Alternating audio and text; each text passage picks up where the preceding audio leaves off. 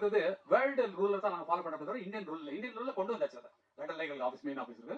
உலகம் ஃபுல்லா என்ன ஒருனா மைக்கேல் ஜாக்சன் அவர் மியூசிக் பண்ணி அவர் பாட்டு எழுதி அவர் நடிக்கிறார் இல்லைங்களா, அவர் கொண்டு வந்த திட்டம் தான். கொண்டு வந்து அது எல்லாருக்கும் அப்படி பரவிச்சு. காரணம் என்னன்னா நம்மளுடைய படைப்பு. இப்போ வந்து கதாசிரியருக்கு கதையில உரிமை உண்டு, எத்தனை லாங்குவேஜ் மாத்தினாலும் அவங்களுக்கு உரிமை உண்டு, பாட்டுக்கும் அவங்களுக்கு சம்பந்தம் இல்லை. ஏன்னா தனி கிரியேஷன். சரி, உங்க பாட்டு படத்துக்கு ஒட்டாம ஒரு மியூசிக் டைரக்டர் போட்டு நீங்க வந்து அவங்களோட பாட்டு வாங்குறீங்க, உங்க படத்துக்கே போட்டு ஸ்பெஷல் சாங், அதுக்கு பாட்டு எழுதுறத அவர் ஒருத்தர், அவருக்கு 2 பேரும் கிரியேட் பண்றாங்க. அதுக்கப்புறம் தான் அடுத்த கூலிக்காரங்களா வந்து பிளேபேக் சிங்கர்ஸ் வருவாங்க. அவங்களுக்கு பணம் கொடுத்தா அவங்க வந்து பாடுறாங்க. முதல்ல இருந்து எங்களுக்கு சரசி ஸ்டோர்ஸ்ல உள்ள கான்ட்ராக்ட் தான் எங்களுக்கு தெரியாது. அவங்க வந்து பூஜை அன்னைக்கு வந்து ஒரு 10,000 ரூபாய் அட்வான்ஸ் கொடுப்பாங்க. இன்னைக்கு வரைக்கும் தெரியாது. எங்க அண்ணாக்களி படம் அவ்வளவு சேலா இருக்கு, பத்திரகாளிலாம் அவ்வளவு சேலா இருக்கு, அந்த ரெக்கார்டுக்கு ஒரு பைசா எங்களுக்கு வரல. அதுக்கப்புறம் தான் அண்ணா என்ன பண்ணாங்கன்னா, ஃபர்ஸ்ட் கான்ட்ராக்ட் போடும்போது மியூசிக் கான்ட்ராக்ட் அவர் வாங்கிடுவார். பணத்தை எவ்வளவு நாள் கம்மி பண்ணிக்கும், எனக்கு இந்த மியூசிக் ரைட்ஸ் எங்கிட்ட தான் இருக்கும் லைஃப் லாங். ஏன்னா எங்க அண்ணனோட லைப்ரரியில அது வந்துடும், என்னோட பாட்டுகள் எல்லாமே அது வந்துடும். அப்போ ஒரு கச்சேரியில நான் சொல்லி திட்டினதுக்கு அப்புறம் தான் கச்சேரி அட்ல ஃப்ரீயா பட சொன்னார்.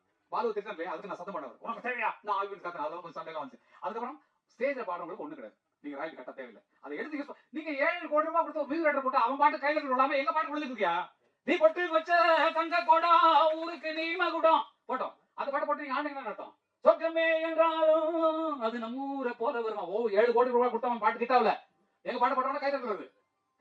என் ஜோடி மஞ்ச கோருவி நாடு பாடலாம் சாஞ்சாடு நெஞ்ச தழுவி மியூசிக் போட்டோம்ல உன் பாட்டு கிட்டாவிலையா, எங்க பாட்டு போட்டோம்னா ஆளுக்கு கையில உச்சி அடிக்கலாம் டான்ஸ் ஆடலாம். அப்ப அதுக்கு கூறி எங்களுக்கு வரணும் இல்ல.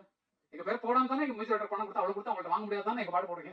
அப்ப எங்களுக்கு அதை பங்கு உண்டு இல்ல, எங்களுக்கு கொடுத்துருக்கணும் இல்ல. எங்கிட்ட பெர்மிஷன் ஆட்டா ஃப்ரீ அண்ணா கொடுத்துருவாரு. இப்ப கேட்காம போடுறதுன்னா அவருக்கு கோவம் இருக்காரு. எங்கிட்ட கேட்கல, எங்கிட்ட பெர்மிஷன் வாங்கல அப்படின்னு சொல்லி சண்டை கொடுக்காரு. பணத்தை ஆசை சார் கொட்டி கிடக்கு. பல பேர் நினைக்கிறீங்க, ஆனா வந்து இந்த ரூலுங்கிறது விதிப்படி நம்ம போயாகும்.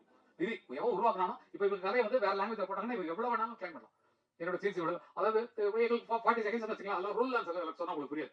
அந்த மாதிரி அவங்க கதையை மெயின் கதை எடுத்து வேற கதை பண்ணாலே இது நம்ம கதையில கூடுறாங்க அப்படின்னு சொல்லி கூப்பிட்டு நம்ம வாங்கிக்கலாம் ரைஸ் உண்டு. ஏன்னா உருவாக்கணும்னா அவங்க அதில் பங்கு.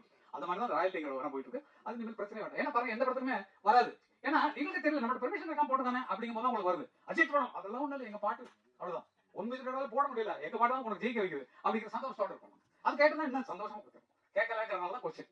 என்னுடைய சொத்தை எப்படி திருடலாம், நீ என்னுடைய கேட்டு எப்படி நுழையலாம், நீ தான் ஒரு மியூசிக் வச்சுருக்கு அவர் படம் இல்லையா மாதிரி அப்படின்னு சொல்லி அவங்கள என்கரேஜ் பண்றது தான் அந்த விஷயம் தான். அதனால எல்லாமே நல்ல வைக்கிறது தான் புரிஞ்சுக்கணும். எல்லாம் எங்களுக்கு பணத்தாசை கிடையாது இல்ல, எக்கச்சக்கமா இருக்கு, செலவு பண்ண முடியாம எக்கச்சக்க பணம் வச்சிருக்கோம். ரியல் எஸ்டேட் அதாவது யாருக்கு நாங்க ஹெல்ப் பண்ணி நீங்க உழைச்சு பண்ணுவாங்க. நீங்க யாரும் என்ன பண்ணீங்கன்னு கேட்குறீங்க. அதெல்லாம் இல்ல, ஏன்னா கல்யாணம் மண்டபம் கட்டி வாடகை தான் விடுவோம், நல்ல துட்டம் கறப்போம். எதுக்கு இது அடுத்த பிசினஸ் நமக்கு வரக்கூடிய அடுத்த சந்ததிகளுக்கு சேர்த்து வைக்க தான் அப்பகாரம் இருக்கான். அதனால சேர்த்து வச்சலாம் அடுத்த குழந்தைங்களுக்கு பேரன் பேத்திகளுக்கு அந்த அண்ணன் பிள்ளைகளுக்கு தம்பி பிள்ளைகளுக்கு அக்கா பிள்ளைகளுக்கு இவங்களுக்கு கொடுத்து தான் எங்களுக்கு அதுதான் சம்பாதிக்கும். அவ்வளவு நல்லா இருக்கும் எங்களை மாதிரி. அதனால ஒவ்வொருத்தரும் அப்படி வாழுங்க. மற்றவங்களுக்கு தானதர்மம் பண்றோம் அதெல்லாம் சொல்ல தேவையில்லை.